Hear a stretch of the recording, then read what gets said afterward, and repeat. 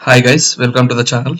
ఈ వీడియోలో 22 September episode గురించి నా ఒపీనియన్ ఏందో చెప్తా. షార్ట్ అండ్ సింపుల్గా ఉండేటట్టు ట్రై చేస్తా, ఎందుకంటే ప్రతి ఒక్క మాట గురించి, ప్రతి ఒక్క సిచ్యువేషన్ గురించి మాట్లాడుకుంటే గంట పడుతుంది వీడియో. ఎపిసోడ్ కంటే లెంత్ పోతుంది యాక్చువల్గా.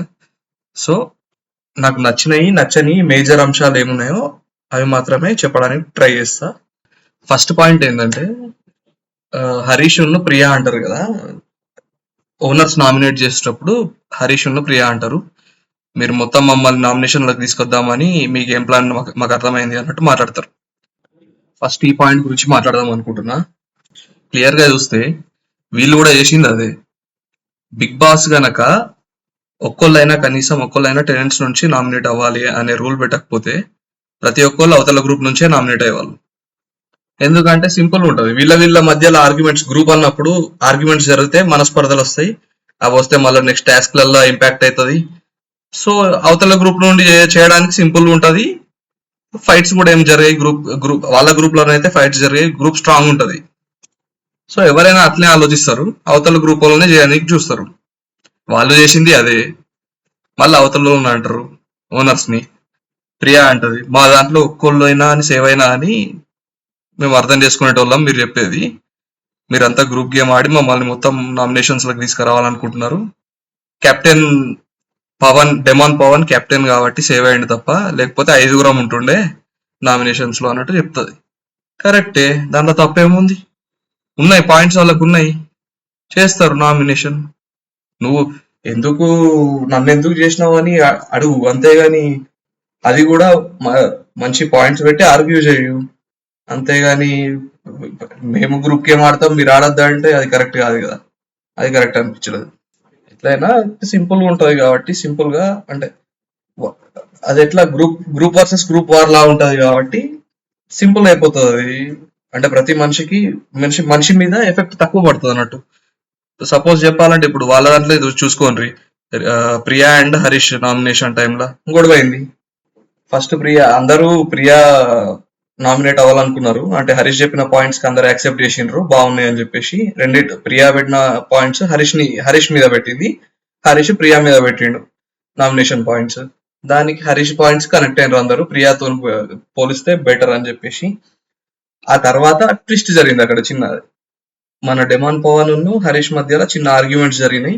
ఏంటంటే డెమాన్ పవన్ పాత మ్యాటర్స్ అన్ని తీసుకొస్తాడు, మళ్ళీ అవే నామినేషన్ పాయింట్ లాగా పెడతాడు అన్నట్టుకొని. సో అక్కడ ఆర్గ్యుమెంట్ జరిగింది. ఆ ఆర్గ్యుమెంట్ లో మనోడు ఏంటంటే కొద్దిగా మాటలు జారి, అన్ని పాయింట్స్ అన్ని కరెక్ట్ గానే పెట్టిండు హరీష్, కాకపోతే మాట జారి లత్కోర్ పంచాయతీ అన్నాడు. ఇక్కడ గమనించాల్సింది ఏంటంటే, లత్కోర్ అనే మాట కరెక్టే, అది బూతు కాదు, కానీ అది డిస్రెస్పెక్టే అవతల ఎవరైనా అని. అరే ఎమ్రా లత్కోర్ గానే ఉన్నావా అంటే ఎవడైనా డిస్రెస్పెక్ట్ ఫీల్ అవుతాడు, అవతలోడు పక్కా డిస్రెస్పెక్ట్ ఫీల్ అవుతాడు. అంతేగాని అబ్బా నన్ను లత్కోర్ అన్నాడని చెప్పి సంకల్ గుద్దుకోడు. అది చెడ్డ మాట కాకపోవచ్చు కానీ మంచి మాట కూడా కాదు. ప్లస్ మళ్ళా ఒక హీటెడ్ ఆర్గ్యుమెంట్ లో యూజ్ చేస్తే బూతులానే అనిపిస్తుంది. ఇప్పుడు శ్రీజ చెప్పింది కరెక్ట్ గా, అప్పుడు అరే నువ్వు పోవయ్యా పక్కకి అంటే వేరేలా ఉంటది, నువ్వు దొబ్బయ్య అంటే వేరేలా ఉంటది. అట్లనే దొబ్బయ్య అనేది బూత కాదు, కానీ డిస్రెస్పెక్టే అది. సేమ్ అట్లనే లత్కోర్ అనేది జనరల్ గా యూజ్ చేస్తూ ఉంటాం, కానీ థర్డ్ పర్సన్ మీద యూజ్ చేస్తాం. ఇప్పుడు ఇద్దరం మాట్లాడుకుంటాం అనుకో, థర్డ్ పర్సన్ గురించి కానీ, లేకపోతే అంటే ఏదైనా వేరే సిచ్యువేషన్ గురించి కానీ, అరే ఏంద్రా లత్కోర్ పంచాయతీయో, లేకపోతే ఏంద్రా లత్కోర్ గాడు అట్లా చేస్తాడు అది అంటాం. అంతేగాని డైరెక్ట్ సెకండ్ పర్సన్ అన్నాం అనుకో, మన పక్కన అవసరం ఏం రా లత్కోర్ గా అన్నాం అనుకో, ఆడు 2 మాటలు తిడతాడు. అట్లా అన్నట్టు అది తప్పే, అది ఖచ్చితంగా తప్పే, బూతు కాదు కానీ తప్పే. మళ్ళా హరీష్ మాట్లాడితే ఇంకా పెద్ద తప్పు అది. అది బూతు కంటే పెద్దది అన్నట్టే ఇక. ఎందుకంటే ఈయనకి అతను అన్నా అని బూతే, అంటే డిస్రెస్పెక్ట్ అంటాడు. సో అటువంటి అప్పుడు మరి అతను కూడా బూతు కాదు కదా అని శ్రీజ వాదిస్తే, అతను అనేది తప్పే, అది నా డిక్షనరీలో తప్పే అది అంటాడు. ఆ డిక్షనరీ ఏందో మరి పంచిపెట్టవా బాబు, ఒక సాఫ్ట్ కాపీ ఆడియన్స్ కోసం పంపి, ఒకటి మీ హౌస్ మేట్స్ ఉంచుకొని, ఒకటి హోస్ట్ కి డిక్షనరీ చూసి మాట్లాడతారు. నీతో ఎట్లా మాట్లాడను, నీ డిక్షనరీలో ఏవేవి తప్పో ఏవేవి కరెక్టో తెలుస్తాయి, మాకు కూడా అందరికి తెలుస్తాయి. మిగతా పాయింట్స్ అన్ని మాత్రం మంచిగా పెట్టిండు, ఒక ఇది ప్లస్ ఓనర్స్ అంటాడు కదా, ఓనర్స్ ఉద్దేశించి మీరు అన్యాయం చేస్తున్నారు అన్నట్టు మాట్లాడతాడు కదా, మమ్మల్ని అందరినీ నామినేషన్స్ తీసుకురావడానికి ట్రై చేస్తున్నారు మీరు, కరెక్ట్ ఆట కాదు అన్నట్టు మాట్లాడతాడు కదా. ఈ రెండు తప్పు, మిగతా అన్ని ఆల్మోస్ట్ కరెక్ట్ పాయింట్స్ అవి. అండ్ ఇంకోటి ఉంది, బరానీ అండ్ ఫ్లోరా ఇద్దరి మధ్యలో చిన్న పాయింట్ అంటాడు. అంటే ఫ్లోరా అమాయకురాలు, ఆమెను మాత్రం పంపించేస్తారు కానీ ఇటువంటి డబుల్ ఫేస్డ్ మ్యాన్ ని ఉంచుకుంటారా అన్నట్టు. అది కూడా కొద్దిగా బాగా అనిపించలేదు పాయింట్. మిగతా అన్ని డెమాన్ పవన్ గురించి అన్న మాటలు కూడా మాక్సిమం అన్ని కరెక్టే పాయింట్స్. అది నిజంగానే బేకార్ పంచాయతీ అన్నది, కరెక్టే అన్నాడు కానీ అలా కోర్ అనే మాట యూజ్ చేయకుంటే అయిపోతుండే. అది మళ్ళీ హరీష్ నోటి నుంచి వచ్చింది కాబట్టి అది ఇంకా పెద్ద బూతులాగా అనిపిస్తుంది. వాళ్ళిద్దరు పంచాయతీ హరీష్ గానే కాదు, నిజంగా చెప్పాలంటే హౌస్ మేట్స్ కి అందరికి కూడా అట్లే అనిపిస్తా ఉంటది. కాకపోతే ఏదో బయటకి క్యూట్ అన్నట్టు నటిస్తారు, బయట కూడా జనాలకి అంతే. మనోళ్ళు కూడా మళ్ళా బయటకు వచ్చినాక ఏంది వీఆర్ గుడ్ ఫ్రెండ్స్ అబ్బా అటువంటిది ఏం లేదని ఎట్లాగో చెప్తారు. ఇక వాళ్ళ ఫ్యాన్స్ ఏమో దాన్ని కవరప్ చేసుకుంటా ఉంటారు. దాంట్లో తప్పేముంది, అరే ఏ కాలంలో ఉన్నావు నువ్వు, ఇంకా అమ్మాయి అబ్బాయి ఫ్రెండ్స్ కాలేరా అంటారు. ఇవన్నీ మామూలే ఇవన్నీ. ఇక తర్వాత శ్రీజ నామినేషన్ విషయం మాట్లాడుకోవాలంటే వామ్మో పిచ్చిలేసింది పోయి అసలు. ఈయనది అరే వాళ్ళు ఆల్రెడీ అదే పాయింట్ పెడుతున్నారు ఆమె ముందట, ఆమె నామినేషన్ లో తీసుకురావడానికి. అసలు నీతో మాట్లాడాలంటేనే కష్టం, నువ్వు ప్రతి దాంట్లో దూరిపోతావు అన్నట్టు. మళ్ళీ ఇక్కడ చేసేది అదే పని చేస్తా ఉంటది. అవతల ఒక మాట మాట్లాడితే అవతల ఒక వ్యక్తి ఒక వర్డ్ మాట్లాడితే కథ వెంటనే మినిట్లో నుంచి వచ్చేస్తుంది ఇట్లా. అంటే ఒక్క సెకండ్ కూడా ఆగదన్నట్టు. అవతల నీకు అసలు మాట్లాడకుండా చేయాలి అంతే ఆమెది ఎజెండా. యాక్చువల్ గా చెప్పాలంటే సంజన కదా నా పాయింట్స్ చెప్పడానికి ముందుకు వచ్చింది. సంజన ఎట్లా అంటే ఇప్పుడు ఒక గ్రూప్ గా వీళ్ళందరూ డిసైడ్ అయ్యారు కదా, ఆ పాయింట్స్ చెప్పదు. ఆమెకు నచ్చిన పాయింట్స్ చెప్పి ఇదే అందరం మేము డిస్కస్ చేసుకున్న పాయింట్స్ అన్నట్టు తీసుకొస్తుంది యాక్చువల్ గా. సంజన మళ్ళా ఆర్గ్యుమెంట్ అంటే ఆమె ఒక నెరేటివ్ సెట్ చేసి దాని నుంచి తప్పుకుందామని చూస్తుంది, ఆర్గ్యూ చేయదు ఆమె. కానీ ఇక్కడ ఏమైంది, శ్రీజ కొద్దిగా ఆగి సంజన పాయింట్స్ పెట్టేదాకా ఆగి నెక్స్ట్ డిస్కస్ చేస్తే మంచిగా ఉండేది. ఎందుకంటే ఆమె ఆర్గ్యూ చేయలేదు ఆమె సంజన. శ్రీజ మంచి పాయింట్స్ పెట్టగలిగితే కనుక బాగుండేది.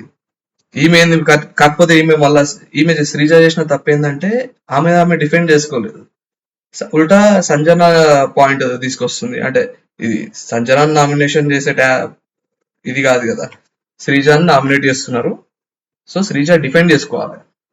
అంతేగాని మళ్ళా మధ్యలో సంజనను సుమన్ శెట్టి టాపిక్ తీసుకొస్తుంది, నువ్వు ఇట్లా చేసినావు అట్లా చేసినావు అని ఆమె అంటది. ఈమె సంజనాది కూడా ఇక్కడ నాకు ఒకటి నచ్చలేదు. యాక్చువల్ గా ఆమె డిఫెండ్ చేసుకోవాలని ట్రై చేస్తుంది, నేను తప్పు చేసినా అని ఒప్పుకోదు. తప్పు కన్నా నేను సారీ చెప్పినా అంటే అయిపోతుంది. కానీ ఆమె మధ్యలో డిఫెండ్ చేసుకోవడానికి ట్రై చేసింది. ఏంటంటే ఇంగ్లీష్ లో చెప్తుంది అన్నట్టు, దాంట్లో తప్పేముంది వేర్ బ్యాంగిల్స్ అన్నట్టు దాని అర్థం అని చెప్తుంది. కాకపోతే మళ్ళా తర్వాత డిస్కషన్ లో మధ్యలో రియలైజ్ అవుతుంది, ఆమె రియలైజ్ అయ్యి మెల్లగా అరే నేను సారీ చెప్పేసిన, నేను చాలా సార్లు సారీ చెప్పేసిన ఆయనకి, ఆ టాపిక్ అయిపోయింది, అది మా ఇద్దరి మధ్యలో టాపిక్ అయిపోయింది అది అని చెప్తుంది. సుమన్ వచ్చి స్టాండ్ తీసుకుంటాడు, అదొకటి మంచిగా అనిపించింది. అంటే ఏం చేయమంటారు ఇప్పుడు ఆమెని గుంజు కూడా బయట తీసుకోపోమంటారా, సారీ చెప్పింది కాళ్ళు పట్టుకున్నది అయిపోయింది అంటాడు. సూపర్ అది.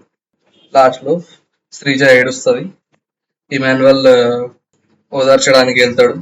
ఆమె వినాలే అవతల పాయింట్స్ ఆడ అంతమంది చెప్తున్నారు, ఆమె ఒకవేళ వినుంటే లేకపోతే సంజనాది గాని అవతల ఉన్న ఏ పర్సన్ అయినా గానీ వాళ్ళ పాయింట్స్ పెట్టినాక నువ్వు ఎంత గట్టిగానే ఆర్గ్యూ చేసుకో, అట్లా చేస్తే ఏం కాకపోవాడా.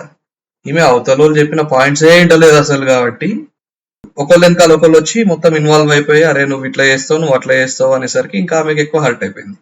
అందుకే ఏడ్చింది ఆమె. నీతో మాట్లాడాలంటేనే భయంగా ఉంది అది అన్నట్టు మాట్లాడతారు, కరెక్టే అది. మరి నువ్వు అరే ఒక పాయింట్ పెట్టినాక పెట్టు కదా పాయింట్, ఆడ అవతల పాయింట్ అయినకపోతే ఎట్లా నువ్వు మళ్ళా అది అపోజిట్ లో మళ్ళా అందరూ అదే మాట మీద ఉన్నారు కదా. ఇప్పుడు ఏదో ఎవరో ఒకళ్ళు వచ్చి అట్లా చెప్తున్నారంటే అది కాదు, అందరూ అదే మాట మీద అయినా అని పాయింట్ ఇది. ఎట్లా అంటే ఒక వర్డ్ రాగానే కథం ఈమె నోట్ల నుంచి ఒక వర్డ్ వెంటనే వచ్చేస్తుంది, ఇట్లా వర్డ్ టు వర్డ్ డిఫెండ్ చేసుకుంటుంది అన్నట్టు. మొత్తం ఒక స్టేట్మెంట్ అక్కడ నుంచి ఒక స్టేట్మెంట్ వచ్చినాక ఈమె ఆర్గ్యుమెంట్ వెళ్తలేదు, వర్డ్ టు వర్డ్ డిఫెండ్ చేసుకుంటున్నాను అట్లున్నది. సో ఓకే ఆమె ఏడ్చింది. ఇక తర్వాత రీతు చౌదరి, డెమాన్ పవన్ లాస్ట్ లా డెమాన్ పవన్ ని బిగ్ బాస్ అడుగుతాడు ఎవరిని సేవ్ చేయమని చేస్తావని చెప్పేసి అడిగితే శ్రీజ పాయింట్స్ వాళ్ళు పెట్టినాయి అవతల వాళ్ళు పెట్టినాయి నాకు నచ్చలేదు సో శ్రీజాని సేవ్ చేస్తా అంటాడు అక్కడ రీతు చౌదరి హర్ట్ అవుతుంది యాక్చువల్ గానే యాక్చువల్ గా ఆమె అర్థం చేసుకోవాలి దీన్ని డెమాన్ పవన్ అప్పటిదాకా హరీష్ మంచి పాయింట్స్ పెట్టిండు అన్నట్టు లోపల వాళ్ళ మధ్య నామినేషన్ జరుగుతున్నప్పుడు సో ఆబ్వియస్లీ ఇప్పుడు మళ్ళా మన ఏమి పేరేంది రితుని సేవ్ చేస్తే మళ్ళీ నెగటివిటీ అవుతుంది ఇద్దరికి అరే వీళ్ళిద్దరు మళ్ళీ ఇంకా మారలేదు మళ్ళా ఇద్దరు కలిసి ఆడుతున్నారు ఒకళ్ళు ఫేవర్ చేసుకుంటా అన్నట్టు మళ్ళా నెగటివ్ అనే పోతుంది ఆ పాయింట్ సో కొద్దిగా ఆలోచించి ఆ నిర్ణయం తీసుకున్నాడు అన్నట్టు నాకు అనిపించింది అదైతే విచ్ ఇస్ కరెక్ట్ ఆల్సో కానీ మళ్ళా అదే పులిహోర మొత్తం కంటిన్యూ చేసుకుంటా ఉంటే ఎంత కవర్ అప్ చేసుకొని ఏం లాభం మళ్ళా వెంటనే కథం ఫ్లిప్ అయిపోతారు పోయి మళ్ళా అదే నాకు ఇవాళ ఇంకోటి హైలైట్ అనిపించింది ఏంటంటే రీతు నాకు సారీ చెప్పు నా మీద దర్శనం అని మధ్యలో ఏదో డిస్కషన్ జరుగుతున్నప్పుడు అంటది అన్నప్పుడు ఆయనతో అరే నేను ఏం చేసింది నేను నీ మీద ఏం మరిచినా నేను అని అంటాడు అక్కడ వరకు ఓకే మళ్ళా పోయి నేను నీ మీద అరిచిన అనుకుంటే సారీ అని చెప్తాడు అదొకటి ప్లస్ అక్కడ పోయి ఆయన కూర్చునే స్టైల్ వేరేలా ఉంటది అంటే ఏదో ఇద్దరు లవర్స్ కూర్చొని ఇట్లా యాక్చువల్గా ఇద్దరు లవర్స్ మధ్యలోనే ఆ కంఫర్టబుల్నెస్ అనేది ఉంటుంది అటువంటిది ఇక్కడ డెమాన్ పవన్ జస్టర్ కొద్దిగా డిఫరెంట్ అనిపించింది ప్లస్ తర్వాత అంటాడు వెళ్ళిపోయేటప్పుడు అరే నువ్వు నాతో మాట్లాడకపోయినా పర్లేదు అని కళ్యాణ్ చూపించి నువ్వు వాడితో మాట్లాడుకో ఏం కాదు అని నవ్వుకుంటా పోతాడు అది ఏంది అసలు ఏం జరుగుతుందో నాకు అర్థమవుతలేదు ఈ ట్రయాంగిల్ లాగా కూడా లేదు ఇది వెరైటీ ఉంది ఇది ఆర్యా టూ సినిమా చూపిస్తున్నాడే ఇది ఒకటి అనిపించింది మధ్యలో ఇది తర్వాత లాస్ట్ లో రితు ఏడ్చింది శ్రీజ సేవ్ కాగానే రీతు నన్ను సేవ్ చేయలేదనే భావంతో ఏడ్చింది అది ఎట్లా ఫేక్ అని తెలుసు అందరికి ఆమె తనుజ కూడా వచ్చి ఫేక్ ఓదార్చినట్టు అనిపించింది ఎందుకంటే ఇక అవతల వాళ్ళు ఏడుస్తున్నప్పుడు ఓదార్చాలి తప్పది అక్కడ లేకపోతే బయటకు మంచిగా పోదు ఫుటేజ్ బ్యాడ్ అయిపోతాం అన్నట్టుంటది కాబట్టి ఓదార్చింది ఏదో అట్లా తను రీతు ఏడుస్తుంటే ఎందుకో ప్రతిసారి ఫేక్ అనిపిస్తుంది ఏదో కావాలని ఇట్లా కళ్ళకి వెళ్ళి నీళ్ళు తెచ్చుకున్నట్టు ఇట్లా ఏదో మీ ఒపీనియన్ ఏదో కమెంట్ చేయండి ఒకసారి దాని మీద అట్లనే ఇవాళ డెవమాన్ పవన్ ఒక నిర్ణయం తీసుకున్నాడు కదా ఇవాళ హరీష్ పెట్టిన పాయింట్స్ ఫట్ ఫట్ ఫట్ ఫట్ అనిపించినట్టున్నాయి మొత్తం ఇట్లా దెబ్బలు తగిలినట్టున్నాయి చెంప దెబ్బలు సో సేవింగ్ విషయంలో తన నిర్ణయం చేంజ్ చేసుకున్నాడు అనిపించింది ఆ విషయంలో ఏమంటారు మీరు ట్రాక్ మారుస్తాడంటారా లేకపోతే మళ్ళీ పులిహోర ట్రాక్ నే వెళ్తాడంటారా అంటే పులిహోర ట్రాక్ లోనే వెళ్తాడు ఖచ్చితంగా అదైతే తెలుసు కాకపోతే కొద్దిగా తగ్గిస్తాడా ఎసెన్స్ అనేది కొద్దిగా తగ్గిస్తాడా లేదా చూద్దాం మీ ఒపీనియన్ ఏదో చెప్పండి ఈ విషయం మీద ఇంకో పాయింట్ గురించి చెప్పాలనుకుంటున్నా ప్రియా గురించి ప్రియా మీరు మంచిగా గమనిస్తే హరీష్ తో డిస్కషన్ అయ్యే టైంలో లత్కోర్ అనే పాయింట్ కి హరీష్ లత్కోర్ అనగానే ఒక ఎక్స్ప్రెషన్ ఇస్తుంది అన్నట్టు ఎంత పెద్ద మాట అన్నాడు అసలు అన్నట్టు అప్పుడే మిగతా హౌస్మేట్స్ దాన్ని క్యాచ్ చేసి తప్పు అంటారు ఆమె ఎక్స్ప్రెషన్ చూసి సో ఇక్కడ ఇది హరీష్ అడుగుతాడు అన్నట్టు అసలు ఏంది దాని మీనింగ్ చెప్పండి అసలు ఏమనుకుంటున్నారు మీరు లత్కోర్ అంటే దాని మీనింగ్ చెప్పండి అంటే తెలియదు అంటది మీరు చెప్పండి నాకు తెలియదు అంటది ఇంతకుముందు రీతు గురించి నామినేషన్స్ టాపిక్ వచ్చినప్పుడు రీతు ఒక మాట అన్నది అని చెప్తుంది రీతు గురించి టాపిక్ వచ్చినప్పుడు చెప్తుంది రీతు ఒక మాట అన్నది అది చాలా బ్యాడ్ వర్డ్ అని చెప్పి అది కూడా one of the major points అన్నట్టు రీతు నామినేట్ చేయడానికి ఏంటంటే మీరు పతివ్రత శిరోమణులు అనే వర్డ్ యూజ్ చేసింది అది చాలా గలీజ్ వర్డ్ అని చెప్పేసి మెన్షన్ చేస్తుంది తీరా మళ్ళా నాకు ఆ వర్డ్ కి మీనింగ్ తెలియదు అంటది అసలు ఈమె తెలుగు అమ్మాయేనా నాకు అర్థమవుతలేదు పోనీ లత్కోర్ అంటే తెలియకపోయి ఉండొచ్చు అది అన్ని ఏరియాస్లలో వాడరు కానీ పతివ్రత శిరోమణులు అనేది ఇప్పుడు ఈ కాలంలో అంటే సెటారికల్ వర్డ్ అన్నట్టు అది సెటారికల్ కన్నా ఏమంటారు ఇన్సల్టింగ్ అన్నట్టు అది జనరల్ గా ఒకప్పుడు ఏంటంటే భర్తని పూజ చేసే లేడీస్ ని పతివ్రత అంటుండే ఇప్పుడు ఏమైందంటే ఆ వర్డ్ అంటే దానికి ఆపోజిట్ పీపుల్ కి రిఫర్ చేసి వాడుతున్నారు అన్నట్టు సో అది తప్పు వర్డ్ అది. కాకపోతే ఈమెకి అసలు ఆ వర్డ్ మీనింగ్ తెలియదు, లత్కోర్ వర్డ్ మీనింగ్ తెలియదు, కానీ ఎక్స్ప్రెషన్స్ మాత్రం ఇస్తుంది. అబ్బో చాలా డేంజర్ వర్డ్ అది అన్నట్టు. ఇదండి నిన్నటి ఎపిసోడ్ మీద నా ఒపీనియన్. ఒకవేళ నచ్చి ఉంటే లైక్ కొట్టండి, నచ్చకపోతే నేను నా వే ఆఫ్ ప్రజెంటేషన్ నచ్చలేదా లేకపోతే ఏ పాయింట్ నచ్చలేదో మెన్షన్ చేయండి.